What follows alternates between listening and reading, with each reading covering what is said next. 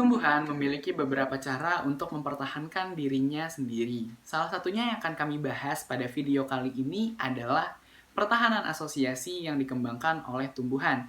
Kira-kira pertahanan asosiasi itu apa sih? Nah, pertahanan asosiasi merupakan pertahanan yang dikembangkan oleh tumbuhan dengan cara memanfaatkan populasi tumbuhan sekitar, atau juga pertahanan ini bisa dikembangkan oleh dirinya sendiri. Berdasarkan pengertian tersebut, mengapa ya pertahanan asosiasi dikatakan demikian? Nah, sebagai contoh, tumbuhan yang disukai oleh herbivora apabila berada pada populasi yang tidak disukai oleh herbivora memiliki kesempatan hidup yang lebih besar. Mengapa hal tersebut terjadi? Karena kesempatan mereka untuk dimakan oleh herbivora menjadi lebih sedikit. Karena umumnya herbivora itu memiliki kecenderungan memilih makanan yang akan mereka masukkan ke dalam tubuh. Jadi apabila tumbuhan yang disukai oleh herbivora itu berada pada populasi yang tidak disukai, maka herbivora tidak akan mendekat dan juga tidak akan memakannya. Seperti itu. Hal tersebutlah yang menjadi bukti bahwa pertahanan asosiasi dapat dikembangkan dengan cara memanfaatkan populasi tumbuhan yang ada di sekitar. Kemudian untuk pertahanan asosiasi yang dikembangkan oleh diri sendiri itu tidak luput dari peran herbivora. Mengapa? Karena umumnya herbivora itu lebih suka memakan bagian apikal baru bagian lateral. Kira-kira mengapa bagian apikal dulu baru bagian lateral? Nah, hal tersebut ada alasannya. Karena bagian apikal itu memiliki lebih sedikit senyawa hasil metabolisme sekunder dibandingkan bagian lateral. Jadi kalau misalnya herbivora itu sudah selesai memakan bagian apikal, lalu mereka menuju bagian lateral dan menemukan senyawa hasil metabolit sekunder yang umumnya mereka tidak suka, maka mereka akan berpindah ke tumbuhan lain yang masih memiliki bagian apikal. Dengan senyawa metabolit sekunder inilah tumbuhan melindungi dirinya sendiri agar tidak habis dimakan oleh herbivor. Tapi kejadian ini juga tidak selamanya berlaku karena ada beberapa herbivora yang pola merumputnya itu tidak teratur. Jadi bisa saja dari lateral dulu baru apikalnya. Seperti itu. Jadi hal tersebut juga yang menjadi tantangan sendiri untuk tumbuhan untuk beradaptasi dengan kondisi tersebut. Nah, untuk lebih mengerti mengenai pertahanan asosiasi, mari simak video dari kelompok kami dengan mengangkat jurnal dengan judul Directional Associational Plan Defense from Red Deer, Cervus elavus Foraging Decisions dengan tujuan untuk memenuhi tugas ekofisiologi tumbuhan dengan pertanyaan deskripsikan apa yang dimaksud dengan pertahanan asosiasi yang dikembangkan oleh tumbuhan. Selanjutnya, saya akan membahas bagian alat bahan dan metode penelitian yang dilakukan pada jurnal berjudul Directional Association Plan Defense from Red Deer, Cervus elavus, Foraging Decisions. Pengamatan dilakukan di Tovertop Zoological Research Station di Swedia Selatan dengan menggunakan 11 rusa merah sebagai bahan penelitiannya. Rusa-rusa merah ini terdiri dari 5 rusa betina, 1 rusa jantan, dan juga 5 anak rusa. Nah, seluruh rusa merah tersebut telah mendapat perlakuan yang sama, yaitu diberi jenis dan juga kuantitas makanan yang sama di wilayah penelitian. Nah, wilayah penelitian ini berupa padang rumput yang luas dan juga pepohonan di wilayah Tovertop Zoological Research Station. Lalu yang penting selanjutnya adalah peneliti melakukan persiapan batang pohon buatan yang mana batang pohon ini diambil dari spesies Populus tremula atau batang pohon aspen yang masih segar karena diambil 1,5 jam sebelum penelitian berlangsung. Seluruh batang ini yang berjumlah 16 ditandai pada bagian tengahnya yaitu 0,5 meter untuk memisahkan bagian atas dan bagian bawah. Lalu 16 batang ini disusun pada wilayah yang berukuran 4 kali 4 sehingga dapat melihat nanti pola dari memakan dari rusa merah tersebut. Lalu 16 batang ini diaplikasikan oleh tanin. Proses pengaplikasiannya itu terdapat 4 perlakuan. Ada yang tidak sama sekali, ada yang hanya bagian atas, ada yang hanya bagian bawah, atau ada yang keduanya. Lalu setelah semuanya diaplikasikan oleh tanin, diamati perilaku memakan dari rusa tersebut.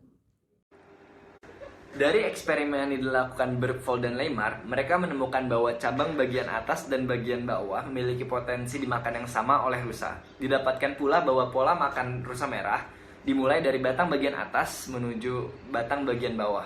Selain itu, frekuensi rusa untuk mampir dan makan ke tempat eksperimen adalah 3 kali sehari dalam rata-rata waktu sekali kunjungan adalah 11 menit. Hasil menarik didapatkan saat cabang tumbuhan diberi tanin. Rusa akan memperlihatkan periode makan yang lebih sebentar pada cabang bagian atas jika diberi tanin, sehingga cabang bagian bawah tidak dimakan.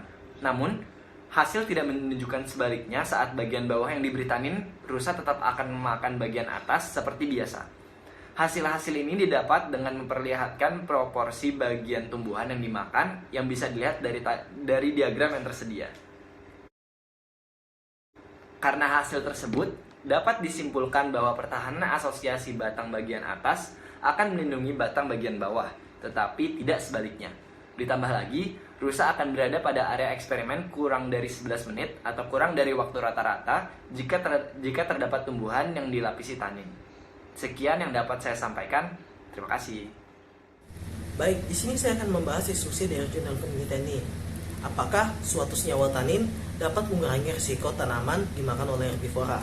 Sebelumnya, tanin adalah suatu senyawa yang dihasilkan oleh tanaman melewati proses metabolit sekundernya, di mana senyawa tersebut akan terasa pahit ketika dimakan oleh herbivora. Untuk menguji kebenarannya, maka peneliti melakukan pengaplikasian tanin pada bagian atas tanaman dan juga pada bagian bawah tanaman. Yang terjadi adalah ketika tanin diaplikasikan pada bagian bawah tanaman, maka bagian bawah tanaman tersebut akan terlindungi, tetapi tidak pada bagian atasnya, dikarenakan rusa atau herbivora pada penelitian ini cenderung memulai makan dari atas. Namun, ketika tanin diaplikasikan pada bagian atas tanaman dan juga pada bagian bawah tanaman, yang terjadi adalah rusa yang cenderung berperilaku makan dari atas membuat tanaman bagian atas sedikit lebih dikonsumsi dan sedikit lebih mengurangi waktu makannya. Maka dari itu, didapatkan kesimpulan terjadi asosiasi pertahanan pada tanaman itu, di mana tanaman yang atas dipertahankan, maka bagian bawah akan ikut terlindungi, tetapi tidak sebaliknya. Selanjutnya, terdapat beberapa faktor yang mempengaruhi herbivora atau rusa pada penelitian ini dalam mencari makan, seperti luas area dan ketinggian tanaman serta herbivora tersebut. Area yang luas membuat rusa kesulitan mencari tumbuhan yang enak baginya. Hal tersebut dikarenakan letak tanaman yang enak bisa jadi dikelilingi oleh tanaman yang tidak enak baginya. Selain itu, ketinggian tanaman herbivora, baik tanaman dan juga herbivora maksud saya, akan membuat di mana titik awal herbivora tersebut mau mulai memakan. Jadi bagian bawah atau bagian atasnya lagi akan dapat terlindungi.